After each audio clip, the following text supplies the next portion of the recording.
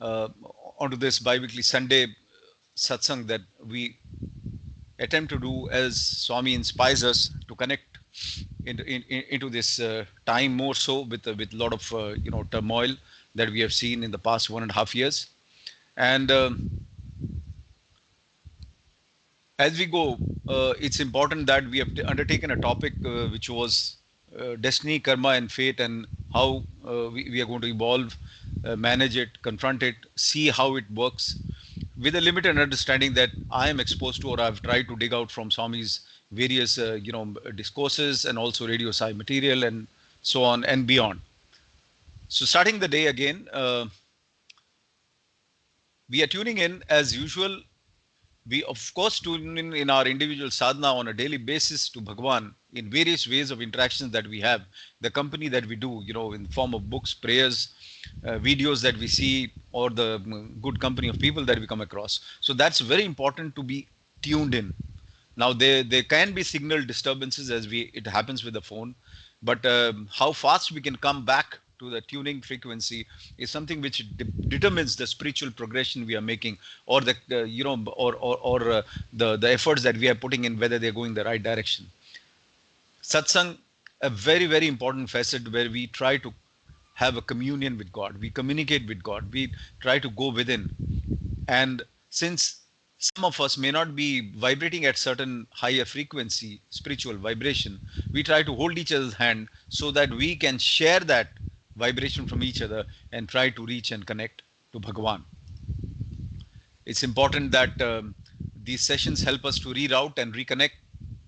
And again, important thing is that we should have a perseverance. In one of the sutras of Patanjali Yoga, it's very important is steadfastness, perseverance. And for any field, whether we call it science, where we want to get into discoveries, where we want to do excellence in our job, perseverance, steadfastness is a very very important virtue. Now, when a person is digging well to find water, it's impossible to find if he keeps changing after a few meters, finding no water there. And this is where steadfastness and perseverance comes. He has to dig at one place continuously, right, and not give up. So besides steadfastness, is another important thing, which is have a complete faith and don't give up, right? And so this well tells us that a person cannot succeed if he is changing. He has to dig at one place. Similarly, as this particular image which shows us a person who is in the mine, he's going on digging and digging, and finally when he's so close, which he cannot see, to finding to find the wealth, he gives up. And once he gives up, the whole effort has gone a waste. He has to dig again into some other place. It again reminds us that when we are doing devotion, when we are connected to Bhagwan, it has to be one pointed, brothers and sisters. It has to be ek naam, ek rupa, ek japa, ek mantra, ek asta, ek nishta, ek Bhagwan, ek Satya Sai, maybe ek Allah, maybe ek Guru Nanak, maybe ek Buddha. It depends to whom, which flavor we connect to. But very important is steadfastness, perseverance, digging into the same place, connecting to the same divinity all the time and each time. And when we tend to choose Him, when we choose to connect to Him, and that is the time when our efforts are consummated. That is, we are able to do the real satsang. Satsang, again, very importantly to understand, when we are in the company of that changeless truth, when we are experiencing divine, that is true satsang. All right. Until that time, it is spiritual effort. We are putting the effort. We are trying to take interest and move in that direction. With this, let's get on to the next important thing. Why the whole exercise has been happening. Never mind, you open the book of any of the masters that we see who have come onto this planet, sent by Bhagwan, at different points of time. The whole thing has been to awaken the consciousness within each one of us, to awaken the divinity. So when we are born with a complete, I would say, oblivion, forgetfulness of who we are. And that represented by Koham, the cry. The infinite soul gets bound in the body, which is finite, and cries out, why am I trapped again? Who am I? As he starts going up. So this question, who am I, is not fulfilled until you come to a journey destination, which is the realization of Bhagwan within us, right? realization that the same God exists in everyone in us, and that is the Soham part. So the journey from Koham to Soham is extremely important. Until we finalize and reach this Soham journey, it's difficult to claim that we have completed our job. And that's why Professor Kasturi said, we have not given our exams well in the previous births, and that's why to give the supplementary exams, we come back again and again. All right. And it's a journey from outer self to the inner self. We have somehow got lost due to spiritual dementia that who we are actually, right? So sometimes in these sessions we try to rediscover ourselves, right? To go deep within. Why? Because the whole world, the interaction that we do in the entire week is completely outside, right? It is pravritti marg, it's not nivritti marg, right? So it's important that we get these moments of solitude or get these moments of seeking within. That's what Bhagavan says, CIA is constant integrated awareness, when we go within and rediscover ourselves to understand that we have come from God and we are going to get back to Bhagavan. Right? Let's watch this video in connection with what we had discussed in the last session, and before that, let's hear. And if you can't hear the audio, please give me a shout. కాల కర్మ కారణ కర్తవ్యాలు కలిసి వచ్చినప్పుడు ఆ యొక్క సమయ సందర్భానుసారంగా ఆ పాత్రానుగుణ్యంగా తమ యొక్క తత్వమునకు తాము లోబడవలసి వచ్చింది. Basing on the passage of the time and the destiny appropriate to the situation and circumstances, he takes a particular role. కాలము కలి సమీపించినప్పుడు కాలగర్భుడు కాలస్వరూపుడు భీకరాకారమును ధరించి చీల్చి చెండాడాడు హిరణ్యకశిపుడు. He being the time, the one who transcends time, he has taken upon this role and killed Hiranyakashipu finally. కృష్ణుడు అవతారమెత్తినప్పుడు తాను కూడాను తమ పాత్రోచితంగా అనుసరించవలసి వస్తుంది, నియమాలను తాను నడుచుకోవలసి వస్తుంది. When Krishna incarnated, he has to act according to his role and follow his regulations. శిశుపాలుడు అనేక విధములైనటువంటి దూషణలు చేసినప్పటికీ తిరస్కార పురస్కారమును ఏమాత్రం కూడాను తాను గ్రహించక సమయమునకై వేచి ఉండి ఆ సమయము రాగానే అతన్ని అంత్యము గావించాడు. Though Sisupala accused and criticized the Lord, he was not mindful of any, but he was waiting for the right time. సమయము ఆసన్నము కాగానే శిశుపాలుని కంఠము తీసివేశాడు. At the right time, he has beheaded Sisupala. నిండు సభలో ద్రౌపదిని దుర్మార్గులు దుష్టులైనటువంటి దుర్యోధన దుశ్శాసనాదులు అనేక విధముల పరాభవం సల్పినప్పటికీ, though Duryodhana Dusyasana humiliated Draupadi in the open court, భగవంతుడైన కృష్ణుడు శాంతమును వహించి ఇతని ప్రాణము కేవలం భీముని ద్వారా పోవలసినదే కానీ ఇందులో చర్య తీసుకోకూడదు, ఇది నా పాత్ర యొక్క దీనికి అనుచితమైనటువంటిదని విశ్వసించి తన పాత్రానుగుణ్యంగా తన నాటకము తాను ఆడుతూ వచ్చాడు. Krishna was calm and he was at peace because his life is in the hands of Bhima. He has to be killed by Bhima according to his own divine plan. ఈ ప్రభావాన్ని తాము ఆధారం చేసుకొని స్వభావాన్ని మర్చిపోయి మానవుడు తన ఇష్టానుసారం ప్రవర్తించడానికి పూనుకుంటాడు. He is carried away by all his influences and forgetting his own true nature, and he is along the wrong direction. ప్రాప్తానుసారం లభించేటువంటిది ప్రభావము, పురుషార్థముచే లభించేటువంటిది స్వభావము. That's what you get in the world is the influence and the effects, but your innate quality is స్వభావము nature. శాశ్వతము, ప్రభావము క్షణభంగురము. These influences are temporary, momentary, but nature is permanent. అయితే ఒక దర్శకుడు కానీ ఒక కళాకారుడు కానీ ఒక వేషమును ధరించినప్పుడు ఆ వేషములకు సంబంధించినటువంటి యొక్క సిలబస్ అంతా కూడాను అనగా కథనంతా కూడాను పూర్తి చదువుతాడు. Director or an artist, when he takes upon himself a role, he must go through the story. తన యొక్క పాత్రను ఆ యొక్క సీన్స్ ప్రకారమే తాను యాక్ట్ చేయవలసి వస్తుంది. కానీ నేను నేర్చుకున్నానని కానీ అన్ని ఇది అంతా కూడాను ఒకే సీన్లో ఉచ్చరించడానికి వీలు కాదు. As has taken a part there in the drama, though he is fully aware of the entire story, he can't act as he likes. ఒక్కొక్క సీన్ తర్వాత ఒక్కొక్క సీన్లో తాను ప్రవేశించి తన యొక్క పాత్రానుగుణ్యంగా తాను నాట్యం చేయాలి, పాత్రానుగుణ్యంగా తాను యాక్ట్ చేయాలి. Scene after scene, he should appear on the dais, sing and talk, act. కనుకనే భగవంతుడు కూడాను ఈ నాటకం నందు తాను కూడాను ఒక పాత్రధారియే కనుక సమయోచితంగా పాత్రానుగుణ్యంగా తాను కొన్ని సందర్భంలో నియమాన్ని పాటించవలసి వస్తుంది.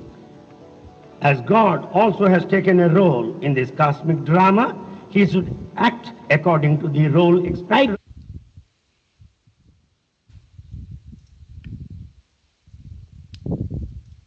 All right. So we saw very few important pointers out there. I've cropped and put the relevant part as we were discussing. The important part here was when God takes the role, he also follows the same rules that he has created. And that's why Bhagavan says, I do not generally intervene, though he has all the power to do it, unless certain conditions that we can talk about later in some sessions, how we can overcome destiny and so on. Second thing important in this, Bhagavan has said that though Draupadi was being disrobed, and with all the capacity as Bhagavan himself, and with all the capacity that, all the Pandavas had, he could have done the justice that time, but he waited, he knew the plan, he knew what was going to happen, and Duryodhana was at the hands of Bhima, and the whole enactment had to be done. So beautifully he explains, right, in this. And then every actor, though the whole script is given, he knows the scene by scene what is going to come, but he doesn't do everything at the same time. So it's important for us in our lives to understand that we had different roles coming up as we come out from the from Balavastha stage to Grihastha stage to Brahmachari stage, then Grihastha, then Vanprastha, then Sannyasta. All these stages are having their own role plays, right? So we have to be patient, we have to understand it, we have to have the right equanimity to absorb this. So these were important part in this, and we had discussed about the time part of the results in the last session, and this is where Bhagavan says when Duryodhana had to wait for that time, to get the retribution. Let's move on. So now the topic that we have been doing is basically who controls the destiny, my will, his will, and the various facets of the karma that we spoke about, how it is distributed, how allocated, how we come into this birth with what kind of a load of karma we take out from the portion of Sanchit as a product karma, and then we collect some of the Agami karma, which we are doing right now, right? So this is the whole thing that we had discussed. An important thing in this session, we will try to understand that why do we get what we get?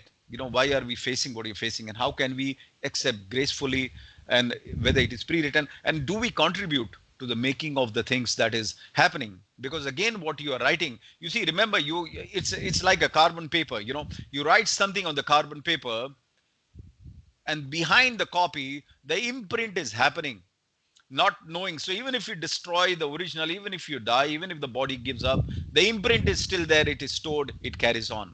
So it's important for us to understand and be aware what influences us to create this karma.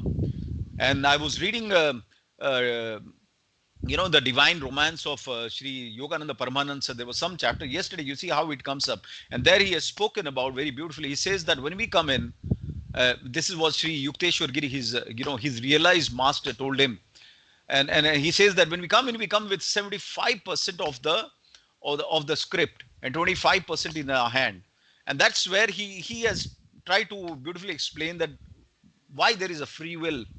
He says that if we don't have the free will, then we'll have 100%, then it will become like a puppet show in the sense that everything that you are doing is basically attributing to the past, whether you're suffering or you're enjoying.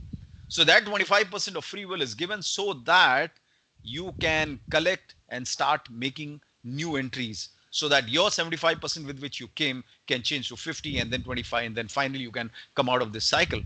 So very beautifully he had put it there. So there was something which I felt pertinent to, there's more to it, but relevant to what we are discussing.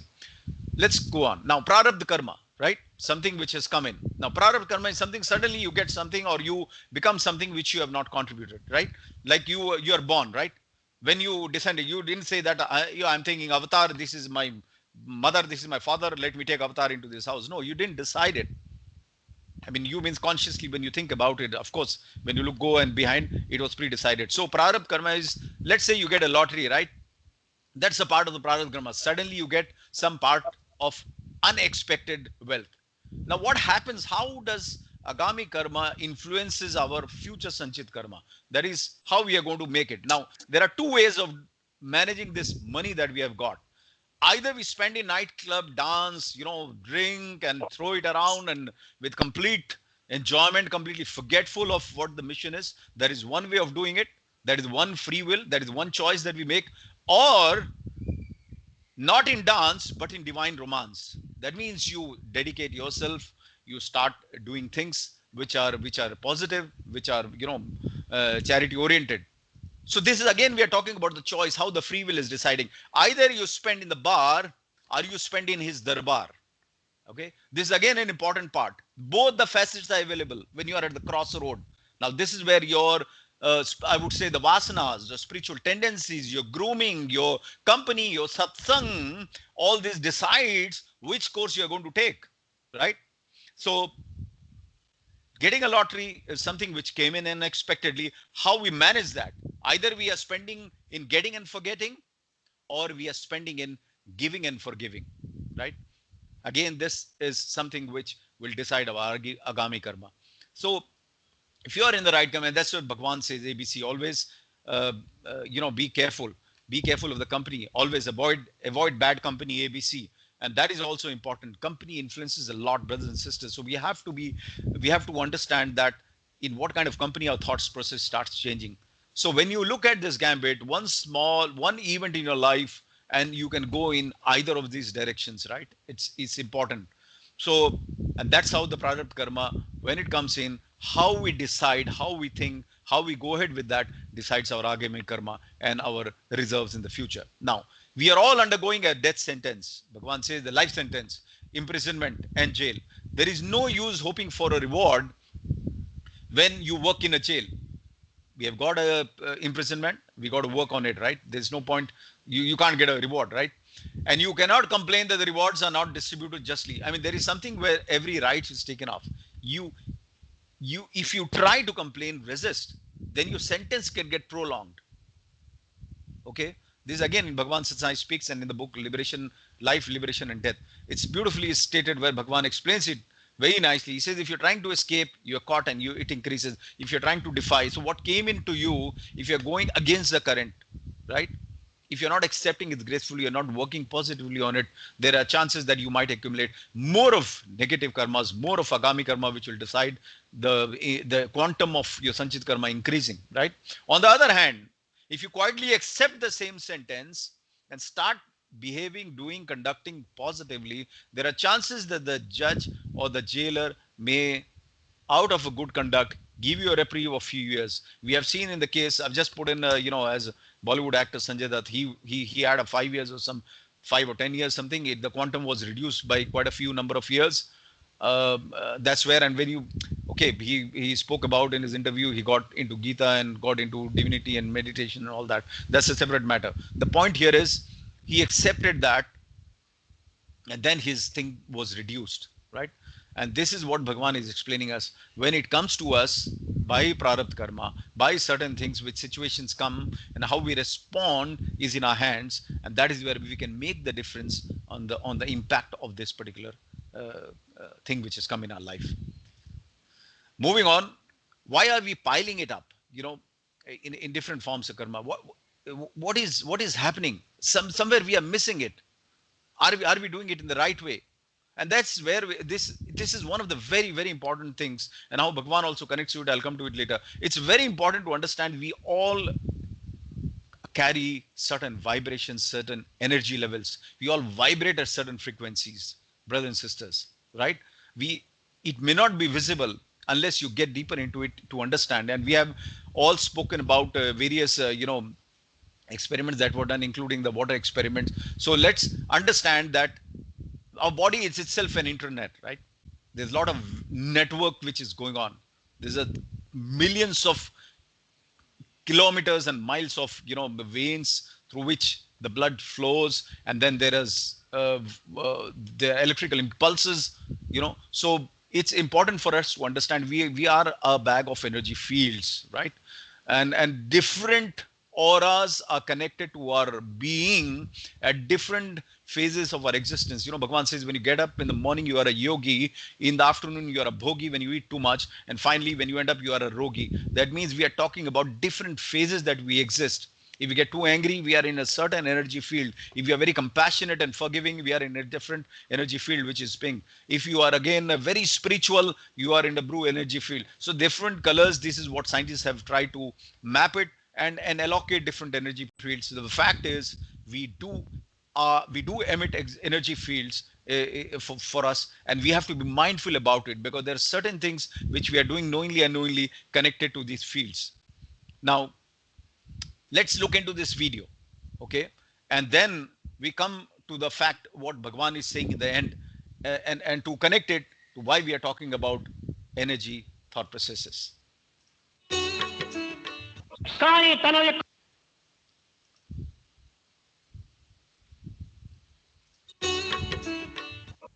తన యొక్క దోషమును తాను సరైనటువంటి రీతిలో గుర్తించి వర్తించుకోలేకపోవటం చేతనే మానవుడు అనేక విధముల అజ్ఞానముకు గురి అయిపోయి దుఃఖమునకు పాల్పడుతున్నాడు. As he does not discover, identify his own weaknesses and also bad qualities, he is ignorant and therefore miserable. ఈ దుఃఖములు, ఈ కష్టములు, ఈ బాధలు భగవంతుడు ఇస్తున్నాడా?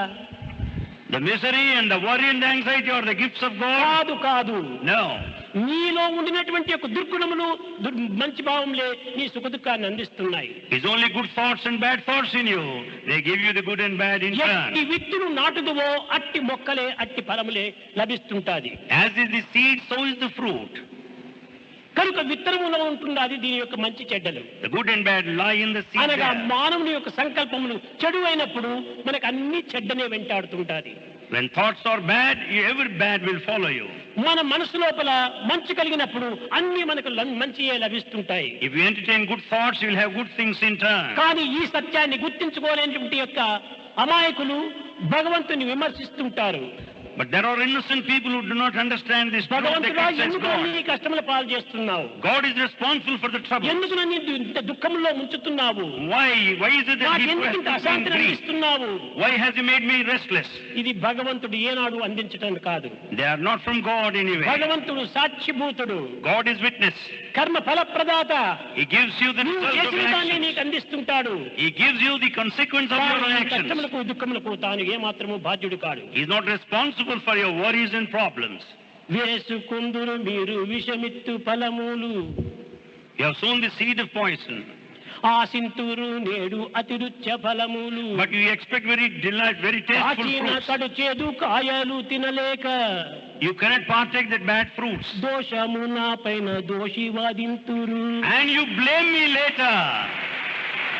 వేసుకున్నటువంటిది విషవిత్తులు. What you have sown are poisonous seeds. ఆశించేది తీయని ఫలములు. But you expect sweet fruits. చేదు ఫలములు భుజించలేక దోషము భగవంతుని పైన వేస్తున్నారు. As you cannot partake bitter fruits, you blame God. ఇది ఏ అజ్ఞానము. This is ignorance. ఇలాంటి మానవత్వం లోపల ఎంత పవిత్రమైన నువ్వు ఉండవలసినటువంటి స్థితి. In such a human life, what kind of sanctity do you expect? కనుక మొట్టమొదట మనము సద్గుణములను సదాచారములను లోపల ప్రవేశింపచేసుకోవాలి. Therefore, we should entertain good thoughts and good feelings. ఇలాంటి భావములు ఒక్క దైవ చింతన చేతనే లభ్యమవుతుంది. We can have such sacred thoughts by thinking of. All right. So, again, connecting back where Bhagavan says that what we have done and we have made is we are responsible for it, and we can reverse it by doing sacred thoughts. Again, he's putting a lot of importance on thoughts and feelings. Remember, brothers and sisters, yad bhavam tad bhavati. What you feel, you become. And how does the feeling emerges? When a repeated thought is impacted, then it creates a feeling. Let's look into this, which we had discussed in earlier sessions. So a thought, Bhagavan says, sow a thought, reap an action, sow an action, reap a habit, right? Sow a habit, reap a tendency, That means it starts getting into your system, your being, your feeling, and so a tendency reap a character. Then now you have become out of a thought, you have come into a good, a pious, or a incorrect person, or a person with a negativity, and so a character reap a destiny. It's so important for us to understand this, and repeated reminders by Bhagwan that we are creating, and why and how we are creating these energy fields that we are creating by the virtue of the thought process that we have adapted. Whether we have chosen to think positive, chosen to think negative, somehow there are certain artifacts we have to be aware about, which states that it's a law of attraction.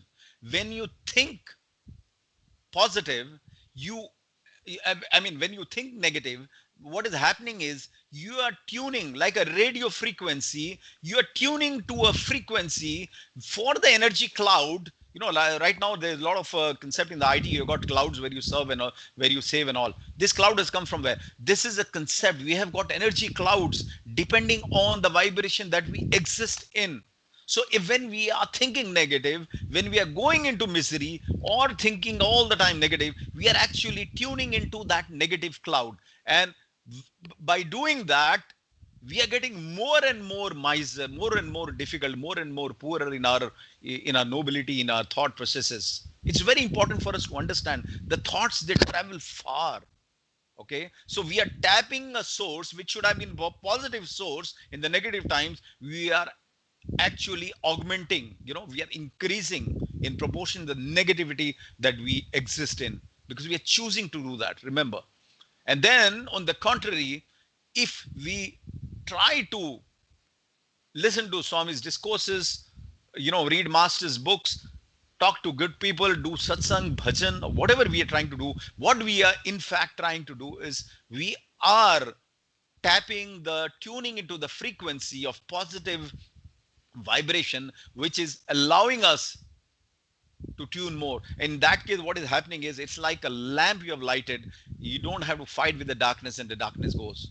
It's very important for us. That is why it is said man is a maker of its own destiny, because we choose to become what we think, and the being gets lost in becoming, right? To become something, we get lost. So it's very important for us to understand, when we are thinking, when we are conducting, we must be conscious about what we are thinking, because every thought that you are contributing, you are contributing to the vibration levels, positive or negative, and in turn that is reflecting back and increasing the quantum of negativity or positivity, depending on what we are thinking, depending on what state we are trying to be in. Brothers and sisters, this is an important part for us to understand, because the whole thing works on the law of attraction, right? I think I wanted to take this particular one. Let me see what is there. I think let's take it next time. There's an important thing which is connected, but we have Sister Auntie Bansar and Sister Belvina with us. We would like to stop our presentation session now and switch over to beautiful experiences and beautiful sharing that Auntie Bansar is going to have with us.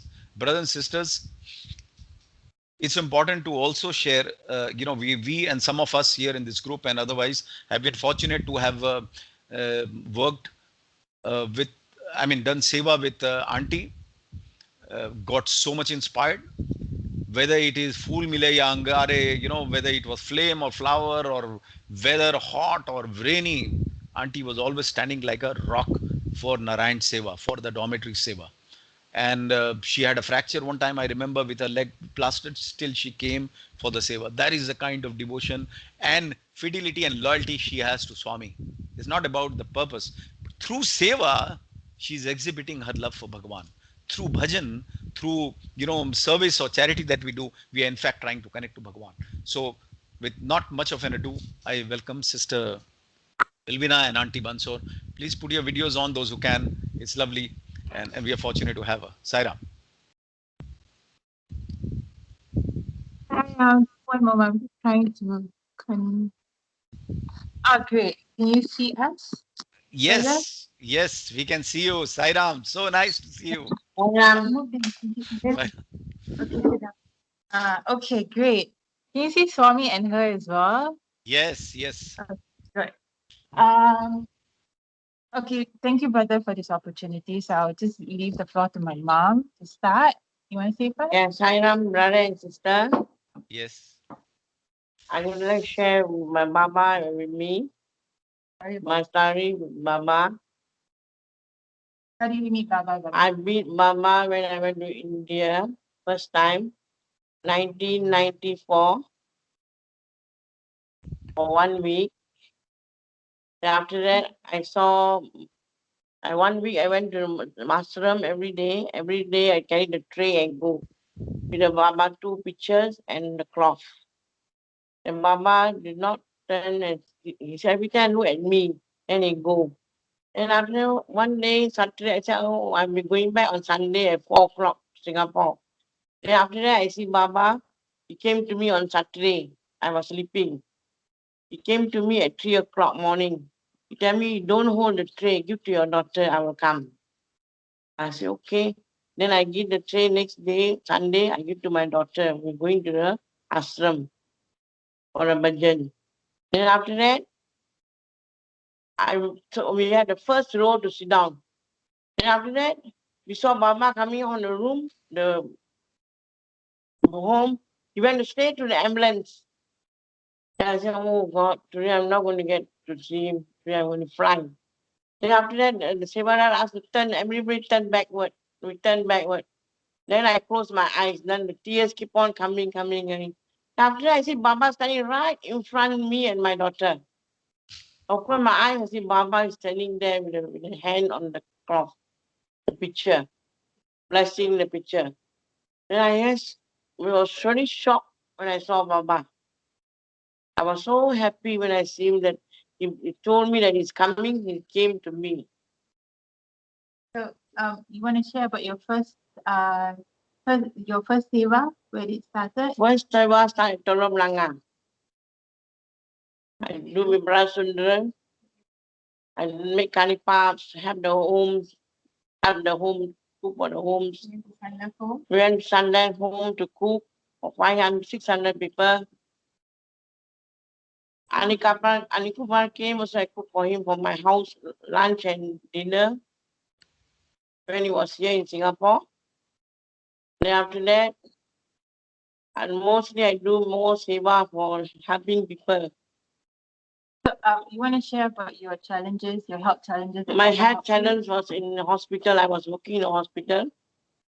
I get burned with a big gas fire. My face, my hands all get burned. And when I tell Mama, then Mama, like somebody came to help me. Nobody was in the kitchen at 3 o'clock morning. Then I went there, somebody came and bring me to emergency. Was all burned, my hair, my face, my eyes all. And after that, they bring me to emergency. They say, no, this one must go. Then they call my family. They call my family, they say, must go for plastering. All the way, Baba helped me so much. Baba take care of me so much. My eyes get gone, 2 eyes. You have helped me wake up and went to emergency. When I called Baba, please help me. Came. So, do you want to share about your dormitory seva, how it started? Dormitory seva, I started when I was having, one day I was not well, I sleep. Then Baba came to me. Baba said, you have very big work to do. I said, what work? You have to cook for so many people. I said, huh? Where? The next 2 days, somebody came and tell me, you're going to do, we get the dormitory seva. Can you help me all? I said, okay. Where? In Bukit Timah, Bukit Batok. First seva was in Bukit Batok. Then after that, I went to Woodlands. And where I like to cook and give people. It's just my seva. I like to help everybody. Baba give me so much, and take care of me so much. I'm sick also, I want to do my Baba seva. I don't care. People tell me, oh, you are sick, don't go. I said, no, it's my seva, I must go. Because Baba planned for me. I must go. Baba give me the strength. I'm so sick, fever, or whatever it is. He have given me the strength to go and cook and come back. I'm very happy with this seva with Baba. I give people food. I'm so happy. Mama will bless me. The food is for Mama. Mama will be standing there to have the food for me. How I do the Narayan Seva also in my house every year. Then also Narayan also came to my dream. He asked me to put rice for everybody. That's why I give everybody makan every year. It's all Perumal Narayan work. Mama is there, Baba only Narayan, Baba only everything. I've seen Baba so many times. I say night also I've seen Baba. There's so many birds, Baba, around me. You will take care of me one day. Okay. Sorry, she's a Yeah. bit emotional. Yeah, Because I know she's full of love. I know Auntie is. We all have seen her. She's full of love for Baba. thank you, Baba. Thank you, Baba, for everything. Mama helped me so much. Have my daughter, have my husband. Also, you have all the world. Please take all the sickness, go where everybody wants. Thank you very much, brother and sister. Yeah. Excellent, excellent. Auntie, we all know your love for Swami. We have seen it innumerable times. And by dormitory seva, what she means is, brothers and sisters, those who haven't been, is almost 500, 600 people meal is being cooked. So you can imagine the immensity of the seva. And okay, we are all there like squirrels, but the real Hanuman there, or is auntie who is guiding and taking us along. And also brother Mati and sister Jayanti are here, though those who are very instrumental in knitting the whole seva. So auntie, it is always a great experience to learn from your devotion. Without Bhagwan used to say, when people used to talk a lot and do nothing, he used to call him Banerjee, with banners and no work. And then he says, from Banerjee you have to become Mukherjee. Mukherjee means, Mukh means you have to be silent. So from talking too much. So auntie is one of those Mukherjee where she doesn't talk, her action speaks. And it was beautiful, auntie, that we could hear from you and see you after so many days that we have been. Thank you, my brother and sister, for sharing my problem with you all, my story. Thank you Yes, very much. absolutely. All the sisters and brothers, thank you. And for helping me in the seva. Yes, Thank you. thank you. Thanks a Thank lot. Thanks a lot, auntie. I think your words were loaded with so much of love. So I think the density of emotion and love is so much in that sharing that you had. We'll carry it further. Thanks. thank Okay, you. Thank you, brother. Thank you so much. Sairam. Now we have Brother Shastri to share with us one of the 108 names, Mahatman. Sairam, brothers and sisters, Swami's 108th name today is Om Sri Sai Mangala Karaya Namaha, the one who bestows auspiciousness and prosperity on all of us. So one incident of well-known singer M.S. Subbalakshmi I would like to recall today. Before she came to Swami around 1965, somewhere there she heard about Swami, but she wanted to visit Puttaparthi, but the husband never gave permission. So she waited and waited for 10 long years. In 1975, she ultimately could reach at Whitefield to Swami. And when she took Pad Namaskar, Swami said, "You have been waiting for 10 years."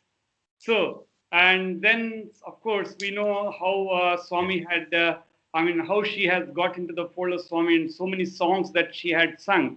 And Swami also had taken care of her daughter when she was very unwell in 1982 for over a month in Whitefield and so on, so many things.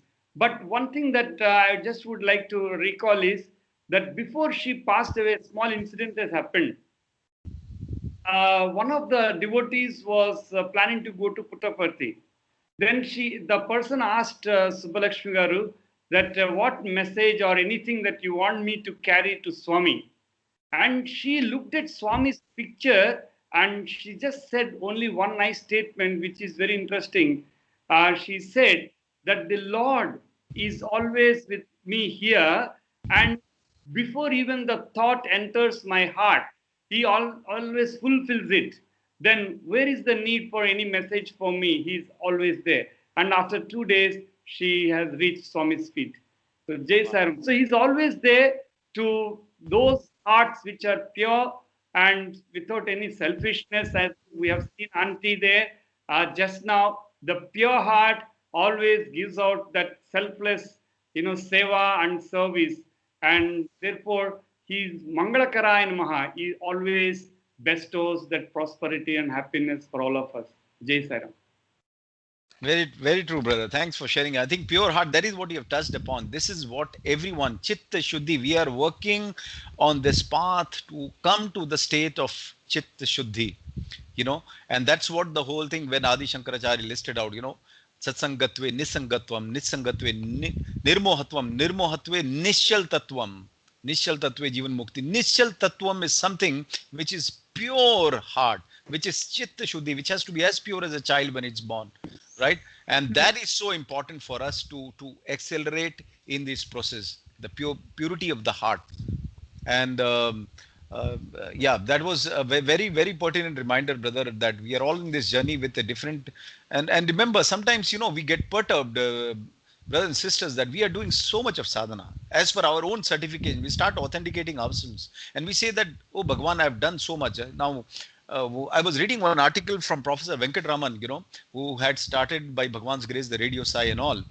And he was talking about two particular miracles where he spoke. One of them he shared was about a devotee. He didn't name him. And he said he was a very important office bearer in one of the Sai Samitis. And very, chosen by Bhagwan, directly communicating, go and do this, do this. So he was doing a lot of seva. But he had a one setback, which was short temper. Anger. And Swami used to tell him, you control this anger. This is not good for your spiritual progress. Somehow he could not. And then it so happened, even the Samiti members were quite fed up with this kind of outburst. Like you suddenly shout and then you say sorry. It doesn't help all the time. And what happened was he finally fell ill. And when he fell ill, there were hardly one or two guys who would ever come and say hello. And it came to such an extent that there was nobody to attend him. He was bedridden, brothers and sisters. And the word reached Bhagwan. Of course, Bhagwan is Antaryami. But from that Samiti, somehow the word reached Bhagwan. And out of his mercy, he appeared at the bedside of this devotee. And the devotee says, Bhagwan, accept your work. What did I do in this life? Now he's challenging with his counter arguments, because when you are confronted with destiny, and he says, Swami, this is what he did. I did Narayan Seva, I did this Seva, I did that. And then Swami said, it is because of that I have come to you. You see how Swami is saying, it is because of that I have come to you. But then Swami, I'm bedridden, you have come fine. So Swami said, didn't I remind you time to time, work on your anger, work, control it. And brothers and sisters, this incident, what I read yesterday, was such an important thing. We think that there will be something which will come to us to signify us. No, by his various Vahinis, discourses, he has already cautioned and given us the direction, 5 human values, right? So this guy did not work on it, and that is why Bhagwan said. So it is not that cure is the only way the grace works. To undergo and to have the strength to undergo is also important. There was another thing which he spoke about, Professor Venkatraman, in your Destiny and all. He speaks about 2 devotees in the wheelchair in somewhere 90s. And he was saying that in the interview room, he was seated with several other devotees, and these 2 guys were also there. All right. Somehow, the interview was over. Everybody was told to come out, except one of the guys on the wheelchair, who was paralyzed for 14 years. And nobody knew what's going on. But when they opened, Swami told him, just go out and walk. Just move. And then call the Sevadal, said, remove the wheelchair. It will not be required. Right? So there were 2 guys with a wheelchair. So this man, people started clapping, and then Swami stopped them, and then this guy was out of the wheelchair. Now, Professor Venkatraman says, he was wondering that what happened to the second guy, Now, you look at the just system. But the judge knows. Every criminal who comes doesn't get a reprieve, doesn't get a bail. Next morning, this second guy was called in. So now Professor Venkatraman says, oh, he's on the morning shift today. I think he's part of the judgment. But nothing happened, brothers and sisters.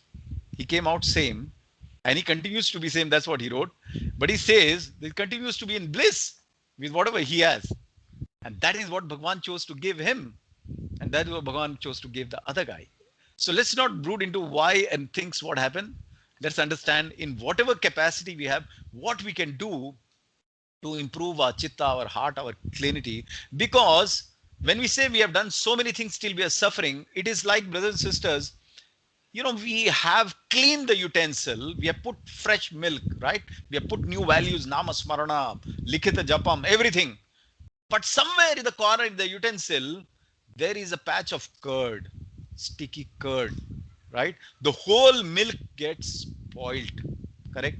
The whole thing might get affected. And somewhere this Chitta Shuddhi tells us, till we clean and scrub, no matter what we do, brothers and sisters, we are still far away. With that, brother, what Brother Shastri shared, and what we just saw, Auntie, a clean example of Chitta Shuddhi, a pure heart, full of love for Bhagwan. I think those are two carry away for us to understand, let alone all destiny, karma and everything, whatever it happens. We will speak about it for better understanding, but let's just love and love Bhagwan. But that's the only way we can proceed. All right. With this, let's do Samasta Loka and then end the session. Om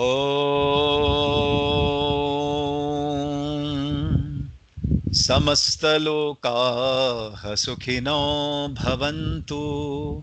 Samasta Loka Sukhino Bhavantu.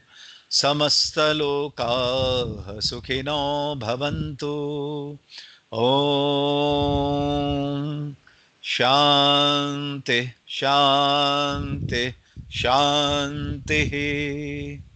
जय बोलिए भगवान श्री सत्य साईं बाबा जी की जय. Sairam again, brothers and sisters. Have a great week and days ahead. May your days be filled with Sai Sannidhi. Sairam. Sairam, brother. Brother, thank you so much, brother. Sairam, always. Saram, brother.